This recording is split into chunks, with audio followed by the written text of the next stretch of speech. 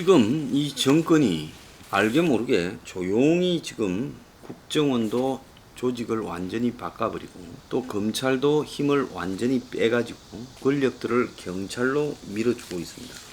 지금 어제 더불어민주당 정부 청와대는 검찰의 1차 직접 수사 대상을 6개 범죄로 한정을 했어요. 그 외에는 검사가 수사하지 않고 경찰이 하거나 공수처가 한다. 그리고 국정원의 명칭을 대외안보정보원이라고 바꿨습니다. 이거 뭐 오래전부터 야당에서 공약을 해왔죠.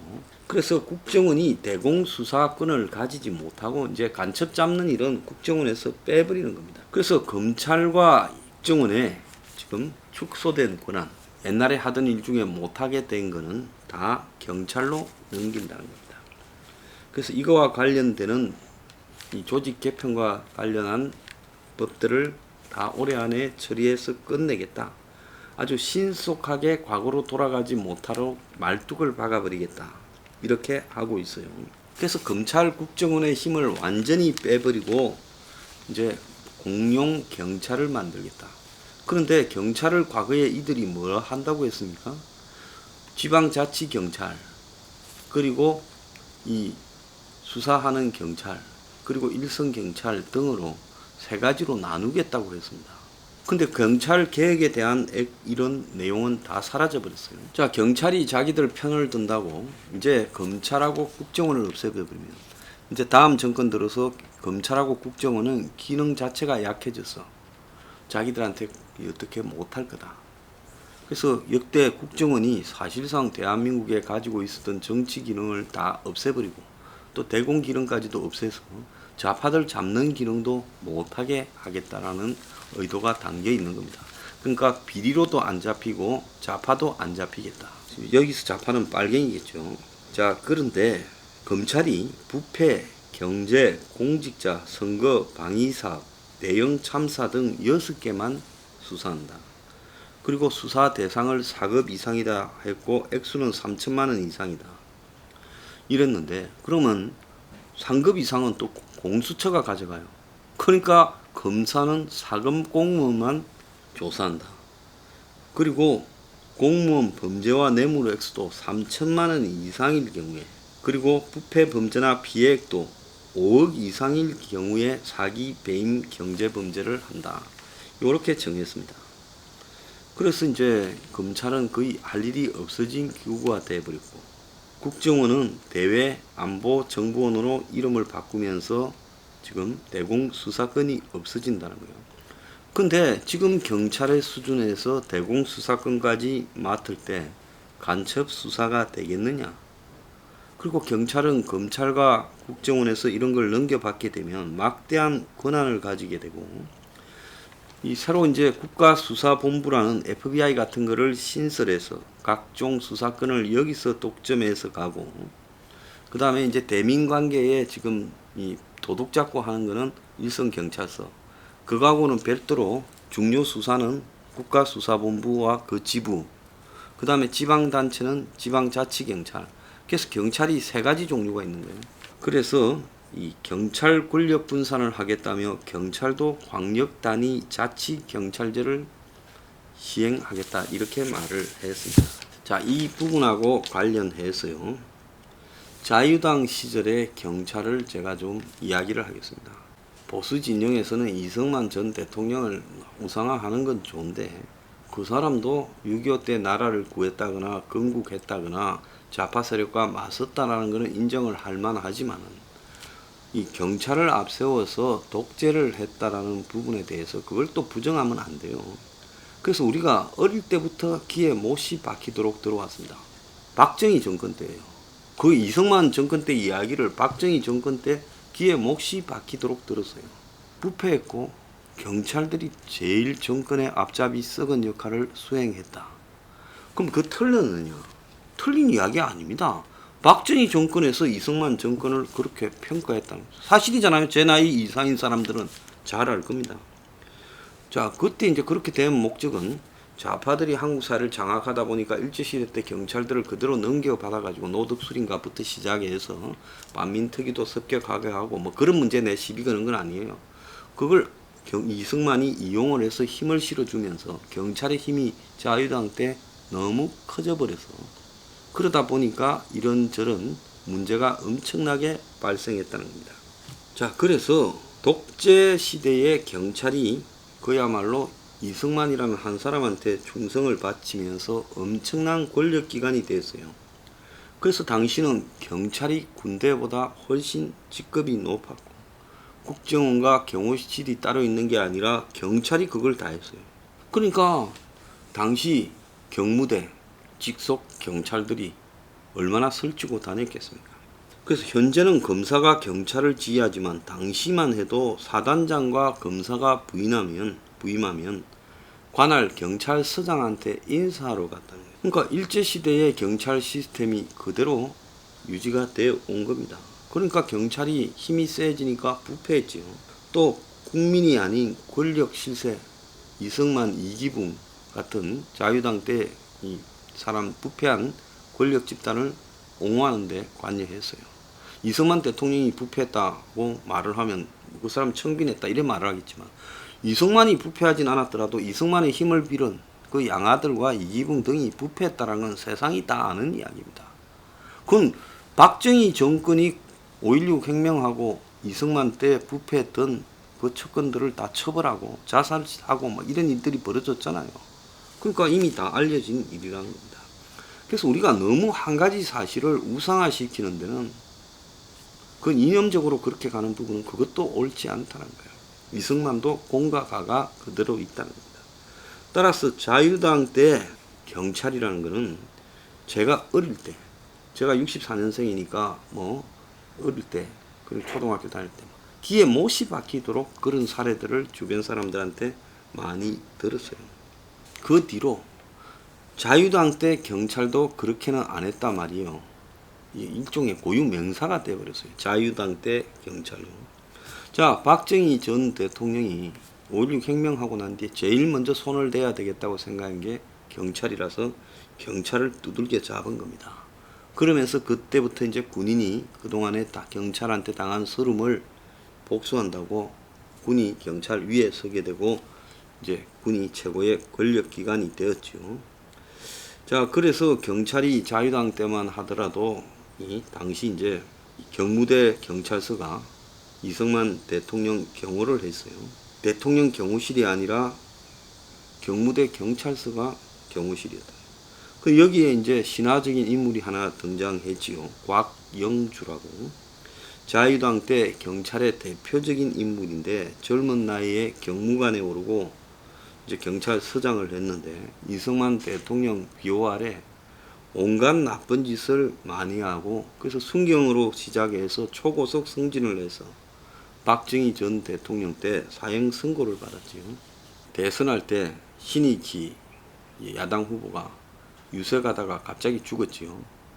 경부선 기차 안에서 죽었던가 그랬습니다.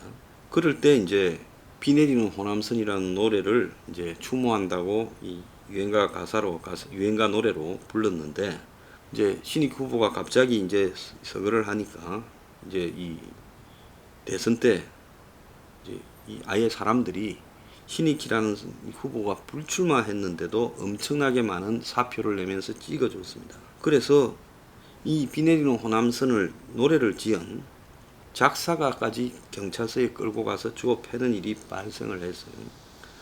자, 4.19 때 누가 총을 쏘았습니까? 경찰이 충성 바친다고 총을 쏘지 않았어요.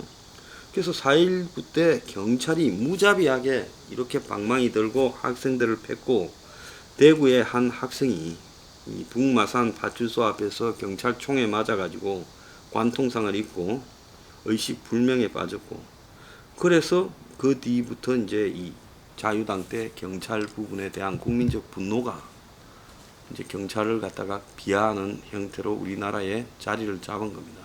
제가 이 이야기를 지금 하는 이유는 뭔가 하면 문 정권에서 경찰이 이렇게 설치다가 나중에 또 다른 엄청난 사회적 후유증을 불러일으킬 거다.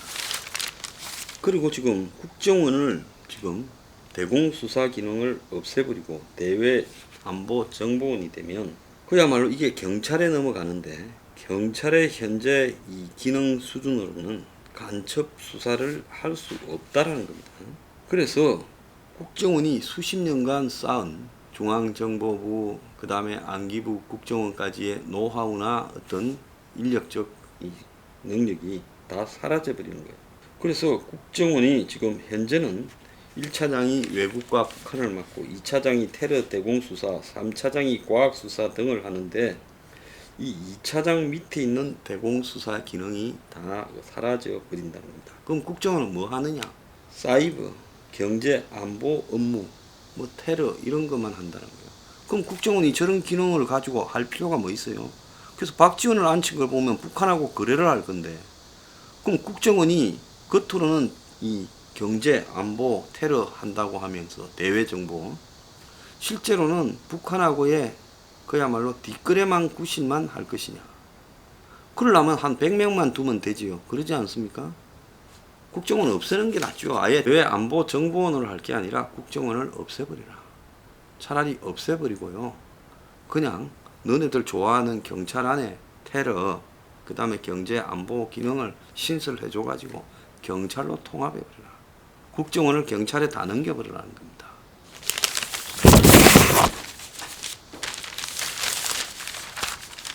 그런데 지금 경찰만 배 터지게 생겼는데 수사, 정보, 보안을 다 차지했어요.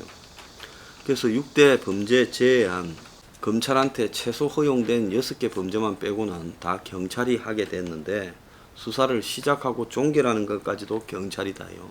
자, 이제 경찰 시켜가지고 뭐 좀 잡아라 하면 그 가서 이제 그 사람 사사시 털어서 다 두들겨 잡고 그래 할 거예요. 지금 박상학이를 지금 경찰한테 대들었다, 뭐 집에 갔는데 기자들한테 폭행을 행사했고 경찰한테 가스총을 쐈다 하면서 박상학 관련 그 후원회 돈 낸 후원 회원들 보고 뭐 고소하라 이런 이야기까지도 했다고 이야기가 나옵니다. 정도를 넘은 거지요.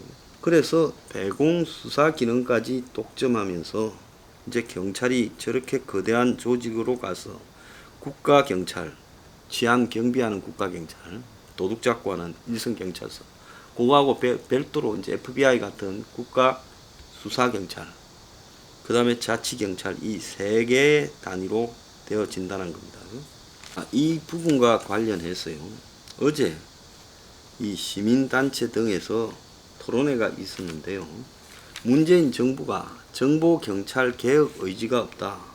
폐지 여론 높아져도 뒷전이고 경찰개혁위원회 권고도 따르지 않고 이 좌파 매체가 보도했어요. 그래서 시민단체 국회의원 토론회에서도 지금 이런 지적이 났다는 겁니다. 그래서 정권 유지 차원에서의 불법을 일삼고 있다라는 이야기까지 나왔어요. 그리고 보안경찰을 이대로 두게 되면 이 보안경찰이 결국 사찰에 악용될 가능성이 매우 크다라는 겁니다. 옛날에 전두환 시대에 대학교 안에도 사법경찰들이 와가지고 다 정보 수집해서 학생들처럼 하고 다니고 이랬죠. 그때 다 이런 문제가 그렇게 된 겁니다. 자, 이제 이 문정권에 비판하고 반대하는 사람들은 이렇게 할 거 아니에요? 나는 묻고 싶습니다. 민주주의 국가라면서 왜 국정원, 검찰, 경찰을 이렇게 손을 떼어서 경찰에다가 힘을 실어주냐? 그러니까 이거는 뭔가 하면요. 찝찝한 게 없다면 지금까지 하던 기능을 제대로 하게 하고 나쁜 짓은 못하게 하면 되는 거죠. 왜 이렇게 기능 자체를 다 찢어 발기고 공수처를 새로 만들고 이 짓을 합니까? 자, 공수처 만들고 검찰 그리고 국정원, 경찰에 이렇게 손을 대는 이유 자체는 뭔가가 북한하고 간첩하고 관련해서 찝찝한 게 있고 또 비리 부패 부분에서 찝찝한 게 많으니까 이 짓을 하는 게 아니냐. 제가 그 이야기를 분명히 하고 싶습니다. 아까 말한 곽영주가 이승만 앞에 가면 곽영주 하옵니다 라고 말을 했대요. 그래서 이승만이가 총회에서 경사에서 경무관으로 5계급 특진했어요. 한마디로 한 상사 정도가 장성이 돼버린 격입니다. 자, 그런데 이런 식으로 하면서 이 부부 통령이라고 불리었고 곽 박사라고 불리었다는 거예요. 그러면서 4.19 때 무력 진압에 앞장섰다는 겁니다. 자, 4.19 혁명 뒤에 그의 장남까지도 유괴가 됐대요. 사람들이 얼마나 분노했으면 이렇게 했겠습니까? 그래서 이 사람이 지금 61년에 교수형을 당했어요. 자유당 때 군부대 시찰하면 이성만 옆에 이제 이강석이가 쓰고, 그 다음에 곽영주가 경무대 경찰서장을 했는데 양산을 든 채 버티고 서 있었다는 거예요. 그래서 이 경호실장격이 되어버렸고 비서실장, 안보실장까지 다 했다는 겁니다.